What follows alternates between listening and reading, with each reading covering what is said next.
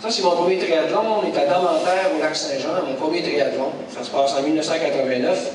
Ce qu'il faut remarquer sur l'image, c'est que je porte la moustache. Donc c'est normal, on est en 1989. Tout le monde portait la moustache à l'époque.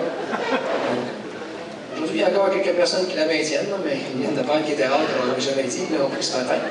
Aujourd'hui, l'après-midi, vous taquine, c'est parce qu'en dessous de la moustache, il y a un sourire, et je suis très content quand je sors de l'eau. Pourtant, derrière moi, il y a un nageur qui est juste ici. Vous avez en faire 1 km de natation, 20 de vélo et 5 de course à pied. Lui sortira 120e sur les 120 participants. Comme vous voyez, il n'y a pas beaucoup de monde entre moi et lui. Donc, j'étais très mauvais nageur à mes débuts. J'étais incapable de me diriger dans le lac. Par la suite, je me dis, on va parler à vélo, je suis meilleur à vélo. Et finalement, à vélo, je fais pire encore. J'ai mal au dos et ça m'empêche d'aller vite. Je rattrape quand même 4-5 personnes, mais c'est des gens qui avaient fait des crevaisons, qui changeaient leur pneus sur le bord de la route. Aucun mérite non plus à vélo. Quand j'arrive en course à pied, j'ai mal au ventre. Je suis incapable de courir. Donc, je suis en train de vous raconter l'histoire d'un champion qui va gagner une course, c'est plutôt quelqu'un qui a ses débuts. Était très mauvais en sport. Et si j'ai été si mauvais que ça en 1989, en sport, c'est que c'était pas un hasard. Avant 1989, j'avais été quelqu'un de sédentaire, qui avait pratiqué aucun sport. J'avais fumé la cigarette même pendant 7 ans. Donc, les saines habitudes de vie, c'était pas dans ma vie du tout. Et pourquoi c'était comme ça? Je vous ramène à mon école primaire. Je vous ramène à mon école primaire, à Anse-Saint-Jean, dans mon petit village natal. Notre prof d'éducation physique, à la fin de l'année, nous faisait faire les fameuses Olympiades, sans longueur, sans hauteur, puis il y avait le fameux 50 mètres que tout le monde devait courir. Et quand on finissait dans les 3 premiers dans une des épreuves, mais il me donnait des fameuses écussons de participation. C'était des genres de médailles, là, une batch, là, en spirale, là. On a tous des médailles d'excellence, en or, en bronze et en argent.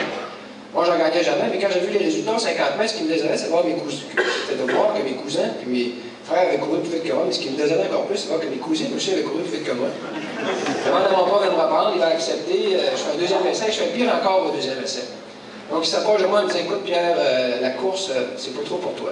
Quand une personne est en poste d'autorité et d'influence, c'est ton professeur, puis toi, tu as 9 ans, ben, tu vas le croire.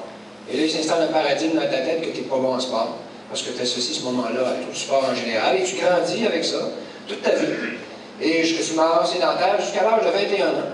Finalement, j'aurais un virage radical vers l'activité physique.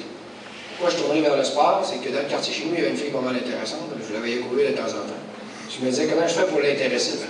Donc, on était incompatibles, fumeur sédentaire, elle faisait de la course à pied, puis moi je ne courais pas. Et puis donc, on était incompatibles. Je décide d'arrêter de fumer, ça fait des années que je voulais arrêter de fumer. Puis je m'achète des espadrilles et je commence à courir. Et mon 5 km au début était très stratégique, il n'était pas linéaire, il était plutôt circulaire. Je me disais, plus je passe de fois devant chez elle, j'ai eu le sens qu'elle me remarque, puis sans compte, j'ai changé mes habitudes. Puis à la veille, il y avait juste un bar. Inévitablement, on finit par se rencontrer. Donc finalement, cette longue stratégie a fonctionné. Aujourd'hui, c'est mon épouse. Puis ça fait 26 ans qu'on est ensemble. On a eu 4 enfants ensemble. Oui, il fait des efforts, mais ça va pas tant.